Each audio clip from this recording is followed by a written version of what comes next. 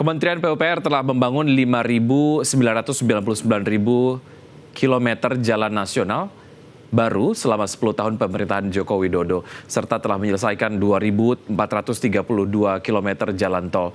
Selama satu dekade tersebut, anggaran pembangunan infrastruktur tersebar ke seluruh pulau Indonesia.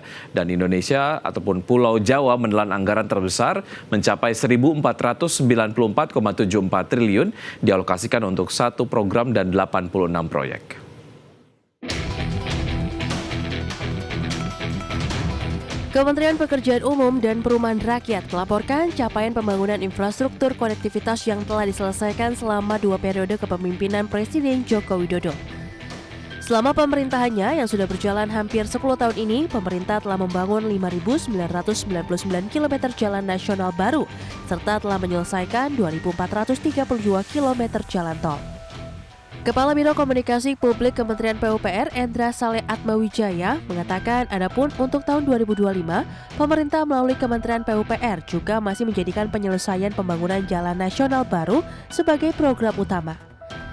Salah satunya termasuk lintas selatan Jawa atau bisa disebut jalur pantai selatan atau Pansela yang sejauh ini baru tersambung dari Banten hingga Malang di Jawa Timur yang ditargetkan dapat selesai sampai Banyuwangi.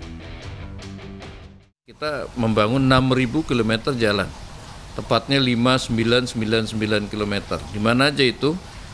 Perbatasan Kalimantan, Trans Kalimantan, Trans Papua, perbatasan Papua dengan Papua Nugini, perbatasan di NTT, kemudian juga jalan pantai selatan Jawa, itu dari mulai Banten sampai ke Malang, ya, yang sudah tersambung. Sisanya sekitar 230 kilo lagi.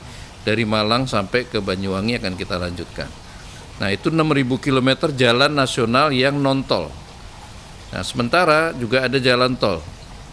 Target kita sebetulnya 2.700 kilo tol yang beroperasi baru, tol baru yang beroperasi ya.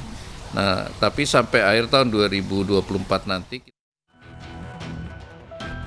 Selama 10 tahun kepemimpinan Jokowi, anggaran pembangunan infrastruktur tersebar ke seluruh Indonesia. Di Pulau Jawa, anggaran terbesar sebesar 1.494,74 triliun dialokasikan untuk satu program dan 86 proyek.